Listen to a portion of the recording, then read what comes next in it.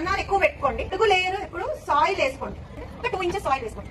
Okay, ఈ bag లో మీకు చేసి చూపిస్తాను. ఇందులో ఒక 2 inches ఆఫ్ సాయిల్ వేసానండి. తర్వాత కొమ్మలు ఇవ్వండి, ఇలాంటి పుల్లలు ఉంటాయి కదా, ఈ పుల్లలు లాంటివి ఉన్నాయి అనుకోండి, అవి కింద వేయండి. Going in is dry leaves అండి. డ్రై లీవ్స్ కూడా మీరు కిచెన్ వేస్ట్ అండి. ఇదిగోండి అరటిపళ్ళు తొక్కలు, కూరగాయ తొక్కలు, దేవుడి పువ్వులు, whatever. Again 2 inches layer of, again ఇంకొక 1 inch అలా వేసుకున్నాం.